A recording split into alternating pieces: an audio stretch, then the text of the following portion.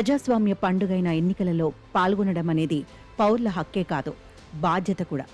ప్రజలు ఆ హక్కును సద్వినియోగపరిచి తమ ప్రజాస్వామ్య బాధ్యతను నెరవేర్చేలా చూడడం అనేది రాజకీయ పార్టీల, ముఖ్యంగా అధికారంలో ఉన్న పార్టీల విద్యుత్ ధర్మం. అయినా కొన్ని రాజకీయ పార్టీలు లేదా ప్రజావర్గాలు అప్పుడప్పుడు ఎన్నికలలో పాల్గొనేందుకు నిరాకరించడం, ఆ ప్రజాస్వామిక ప్రక్రియను బహిష్కరించడం జరుగుతోంది. తద్వారా ఎన్నికలలో పాల్గొనడం కంటే పాల్గొనకపోవడం ద్వారా ప్రభుత్వానికి, సమాజానికి తమ వైఖరి ఏమిటో స్పష్టంగా చెప్పడం అవుతుందని పార్టీలు లేదా ప్రజావర్గాలు భావిస్తున్నాయి. పార్టీలు లేదా ప్రజావర్గాలు ఎన్నికలను బహిష్కరించడమనే ఎత్తుగడ పాత, కొత్త ప్రజాస్వామ్య వ్యవస్థల్లో పునరావృతమవుతున్న లక్షణంగా ఉన్నది. అయితే చరిత్ర ఈ పరిణామం గురించి ఒక సత్యాన్ని చెబుతోంది. ఎన్నికల బహిష్కరణలు అరుదుగా విజయవంతమయ్యాయి. అవి చాలా వరకు విఫలమయ్యాయని, ప్రతిపక్షాలను బలహీనపరిచాయని, అధికారంలో ఉన్న పార్టీలు లేదా నాయకులకి మరింత అనుకూల పరిస్థితులు సృష్టించాయని కూడా చరిత్ర స్పష్టం చేసింది.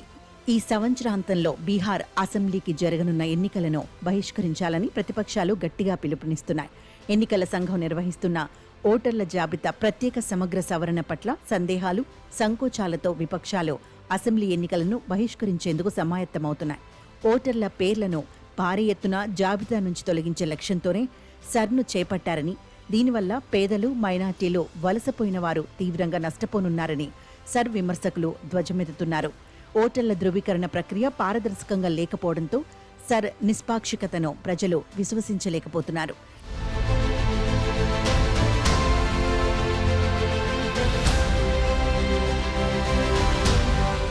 ఎన్నికల సంఘం పట్ల బీహార్ ప్రజల్లో అపనమ్మకం నెలకొంది. ఓటర్లు లేవనెత్తుతున్న ప్రశ్నలకు ఎన్నికల సంఘం తక్షణమే ఎటువంటి సందేహాలకు తావివ్వని రీతిలో సమాధానాలు ఇవ్వవలసిన అవసరం ఉంది. అయితే ఇదే సమయంలో సర్ పట్ల ఆక్షేపణతో ఎన్నికలను బహిష్కరించడం ఎంతవరకు సబబు అనే విషయాన్ని నిశితంగా పరీక్షించవలసిన అవసరం ఉంది. ఎన్నికల బహిష్కరణ విషయమై చాలా జాగ్రత్తగా నిర్ణయం తీసుకోవాలని దక్షిణాసియా అనుభవాలు స్పష్టం చేస్తున్నాయి. బంగ్లాదేశ్లో ప్రధాన ప్రతిపక్షమైన బంగ్లాదేశ్ నేషనలిస్ట్ పార్టీ 2014లో పార్లమెంటరీ ఎన్నికలను బహిష్కరించింది. అధికారంలో ఉన్న అవామీ లీగ్ రాజీనామా చేసి ఎన్నికల నిర్వహణకు ఒక తటస్థ ప్రభుత్వం ఏర్పాటుకు అవకాశం కల్పించాలని బీఎన్పీ డిమాండ్ చేసింది. అవామీ లీగ్ నిష్పాక్షికత పట్ల బీఎస్పీ అనుమానాలు నిరాధారమైనవి కావు. అయితే బీఎన్పీ ఎన్నికలను బహిష్కరించడం ద్వారా అధికార పార్టీకి చెప్పుకోదగ్గ పోటీ లేకుండా చేసింది. ఫలితంగా 153 నియోజకవర్గాలలో అవామీ లీగ్ అభ్యర్థులు ఏకగ్రీవంగా ఎన్నికయ్యారు. ఆ ఎన్నికల అనంతరం నేను ఢాకాకు వెళ్లాను. బీఎన్పీ ఎన్నికలలో పోటీ చేసి ఉంటే తప్పకుండా గెలిచేదని చాలామంది నాకు స్పష్టంగా చెప్పారు. అధికార అవామీ లీగ్కు విజయాన్ని బీఎన్పీ స్వయంగా సమకూర్చిందని వారు అభిప్రాయపడ్డారు. భారత్లో కూడా ఎన్నికల బహిష్కరణ జరిగింది. పంజాబ్లో 1992 అసెంబ్లీ ఎన్నికలు ఇందుకొక ఉదాహరణ. శిరోమణి అకాలీదళ్ ఆ అసెంబ్లీ ఎన్నికలను బహిష్కరించింది. ఫలితంగా ఓటింగ్ శాతం చాలా తక్కువగా నమోదైంది. కొన్ని జిల్లాల్లో కేవలం 13% ఓటర్లు మాత్రమే పోలింగ్లో పాల్గొన్నారు. అకాలీదళ్ బాయ్కాట్ కాంగ్రెస్ పార్టీకి సులభ విజయాన్ని సమకూర్చింది. పోటీ రహితంగా ఎన్నికలు జరగడం, శాసనసభలో ప్రతిపక్షం లేకపోవడంతో పంజాబ్లో ప్రజాస్వామ్యం సార్థకత కోల్పోయింది. ఇంకా పలు బహిష్కరణల ఉదంతాలు ఉన్నాయి. అయితే వాటిలో చాలా భాగం ప్రధాన స్రవంతిలో లేని వేర్పాటువాద పార్టీలు ఇచ్చినవే. జమ్మూ కాశ్మీర్ వేర్పాటువాద గ్రూపులో మొదటి నుంచి ఎన్నికల బహిష్కరణకు పిలుపునిస్తూనే ఉన్నాయి.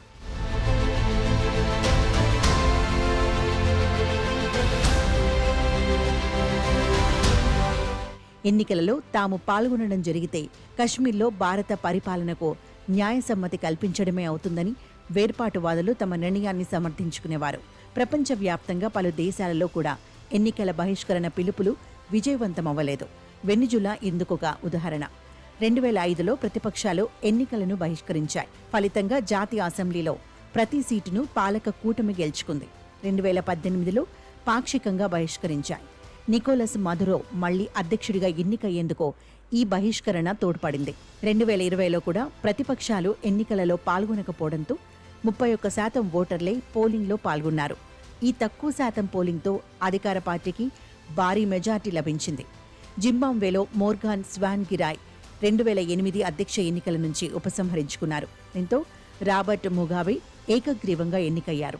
ఎన్నికల బహిష్కరణ వల్ల గాని లేదా ఓటర్లు చాలా తక్కువగా పోలింగ్లో పాల్గొన్న కారణాన గాని సంబంధిత ఎన్నికను రద్దు చేసే సౌలభ్యాన్ని భారత రాజ్యాంగం కల్పించలేదు.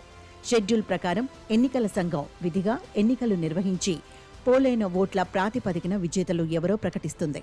కనుక ఎన్నికల బహిష్కరణ పిలుపు ఎన్నికల ప్రక్రియను నిరోధించజాలదు. పార్టీలు లేదా అభ్యర్థులు పోటీ నుంచి వైతొలిగిన పక్షంలో అది బరిలో ఉన్న అభ్యర్థికి సులభ విజయం సమకూర్చడానికి మాత్రమే దోహదం చేస్తుంది. ఈ కారణంగానే బీహార్లో ఓటర్ల జాబితా ప్రత్యేక సమగ్ర సవరణపై రాజకీయ పార్టీలు, పౌర సమాజం వ్యక్తం చేస్తున్న అనుమానాలను తొలగించాలి. ఆ సవరణ ప్రక్రియ పారదర్శకంగా జరిగేలా చూడాల్సిన బాధ్యత ఎన్నికల సంఘానికి ఉంది. ఓటర్ల ఫిర్యాదులను శీఘ్రగతిన పరిష్కరించేందుకు అవసరమైన చర్యలన్నీ చేపట్టాలి. పౌర సమాజం, మీడియా, న్యాయస్థానాలు అన్నీ విషయంలో జాగరూకతతో ఉండాలి. ఎన్నికలలో పాల్గొనే బాధ్యతను రాజకీయ పార్టీలు ఎట్టి పరిస్థితులలోనూ వదిలివేయకూడదు. ఎన్నికల బరి నుంచి వైదొలగడం అంటే ఎన్నికల పోరులో ఓడిపోవడమే. ప్రజాస్వామ్య వ్యవస్థలో ఎన్నికలలో పాల్గొనకపోవడం నిరసన ఎంత మాత్రం కాదు, అది బాధ్యతను పరిత్యజించడమే అవుతుందన్న సత్యాన్ని విస్మరించకూడదు. ఎన్నికల బహిష్కరణే కాదు, పార్లమెంట్ సమావేశాలను బహిష్కరించడం కూడా ప్రతిపక్షాలు తమను తాము ఓడించుకోవడమే అవుతుంది. వాకౌట్లు, సభా కార్యక్రమాలకు ఎడతెగకుండా అంతరాయం కలిగించడం కొన్ని సందర్భాలలో ప్రతీకాత్మక నిరసన కావచ్చునేమో కానీ వాటి ఆచరణాత్మక ప్రభావం వల్ల కీలక బిల్లులను ఎటువంటి చర్చ లేకుండా ఆమోదించే స్వేచ్ఛ పాలక పక్షానికి లభిస్తుంది. అనేక బిల్లులు 2020లో 3 కొత్త సాగు చట్టాలు, అంతకుముందు సంవత్సరాలలో కీలక రాజ్యాంగ సవరణలు ప్రతిపక్ష ఎంపీల వాకౌట్ల వల్లే ఆమోదించడం అధికార పార్టీకి వీలైంది.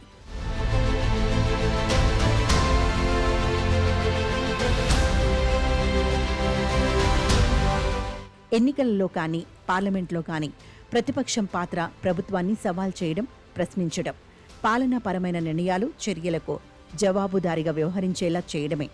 ఆగ్రహాన్ని, అసంతృప్తిని వ్యక్తం చేసేందుకు బహిష్కరణలు ఉపయోగపడవచ్చును కానీ ప్రభుత్వాన్ని ప్రశ్నించే వేదికల నుంచి వైదొలగడం, పాలకులు ప్రజలకు జవాబుదారీగా వ్యవహరించేలా చేయాల్సిన పోరాటాలను వదిలివేయడమే అవుతుంది. అత్యంత ప్రభావశీల ప్రతిపక్ష నాయకులందరూ అత్యంత ప్రతికూల పరిస్థితులలోనూ తమ బాధ్యతలను విడనాడని వారేనని చరిత్ర చెబుతోంది. ప్రజాస్వామిక పద్ధతులలో ప్రభుత్వ తప్పులను బహిర్గతం చేసి ప్రజాభిప్రాయాన్ని సమీకరించి ప్రజల విశ్వాసాన్ని పొందిన వారేనని స్పష్టం చేస్తోంది. ఎన్నికలు, పార్లమెంటు సమావేశాలను బహిష్కరించడం వల్ల ప్రతిపక్షాలు తమ ప్రత్యర్థులకే అనుకూల పరిస్థితులను సృష్టిస్తున్నాయి. ఇది చాలా పెద్ద తప్పు. దీనివల్ల సంభవించే అనర్థాల నుంచి కోలుకోవడానికి దశాబ్దాలు కాకపోయినా సంవత్సరాలు పడుతుంది. చట్టసభలలో ప్రతిపక్షాల స్థానాలు ఖాళీగా ఉండడం అధికార పక్షం స్వప్నం, ప్రజాస్వామ్యానికి దుస్వప్నం అనే సత్యాన్ని గుర్తుంచుకోవాలి.